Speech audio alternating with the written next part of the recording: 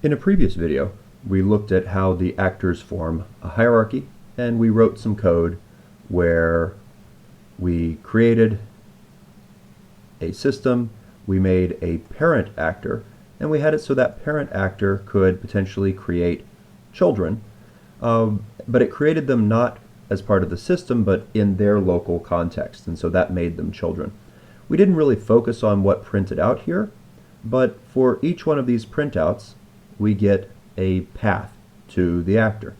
This path starts off with Akka : which should remind you of the HTTP : at the beginning of URLs for websites. Then the hierarchy system, which is the name of the system we created here.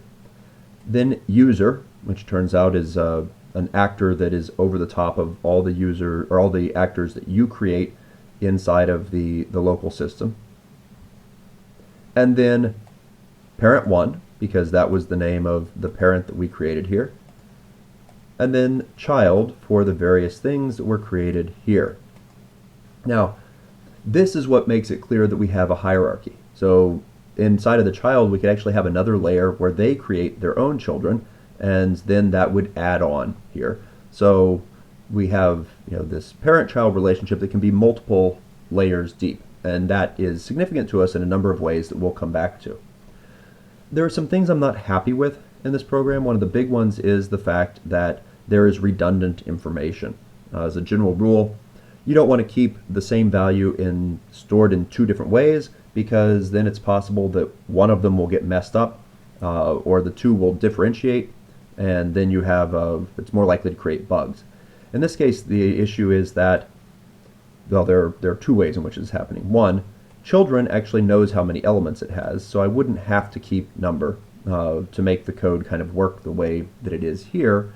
More importantly, it turns out that the context actually keeps track of the children, so I don't need to do this. And instead of just saying children, I can say context.children.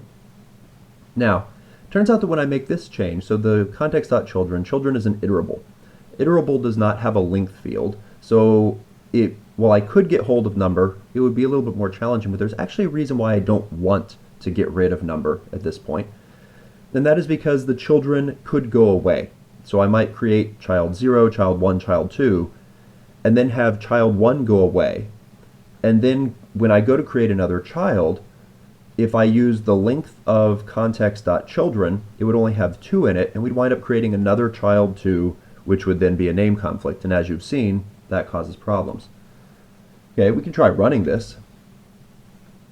Now, this failed.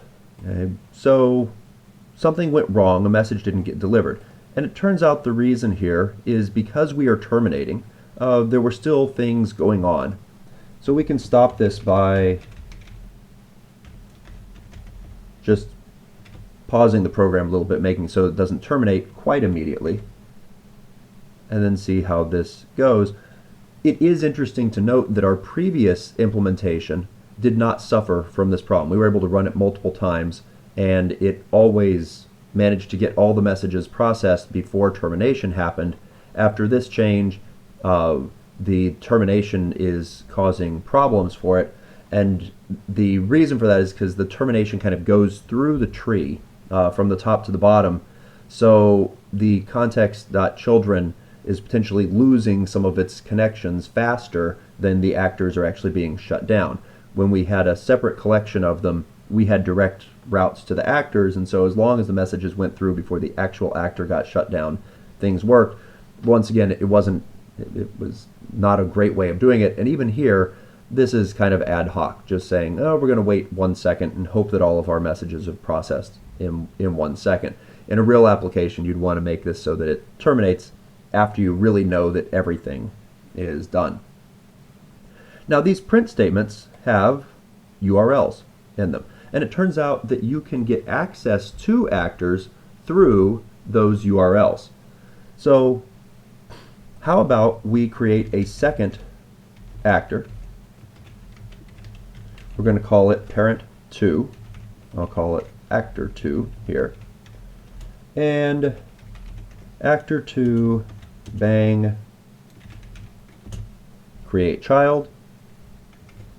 And now what I want to do is I want to get hold of that child by using the URL for it.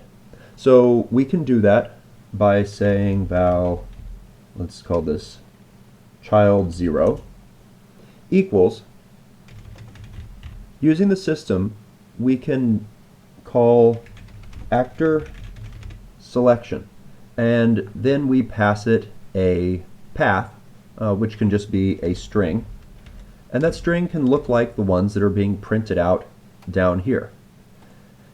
So we can type in Akka : / the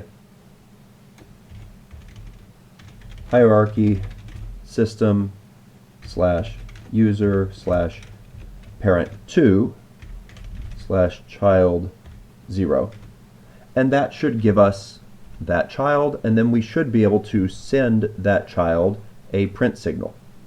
So I should be able to do child 0 bang print signal. Okay. What we get back from this is actually an actor selection, not an actor ref.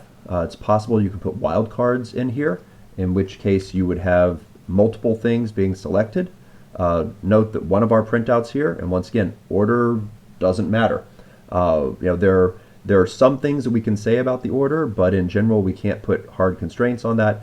And so the printout from parent2 child 0 from this print signal came out right there. Actually, we had talked about making it so that we could tell that child 0 for parent 1 was being printed in the right order, and that this signal always printed before this signal. In order to do that, we need to make these so that they aren't case objects, they're going to be case classes, and we are going to add arguments to them. Order is an int.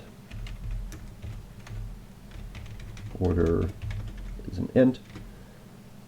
And then down here, the signal children, I'll just call it in, and we're going to send it a print signal of n, and print signal takes an argument, and we will say in plus that so that you can see what number it is.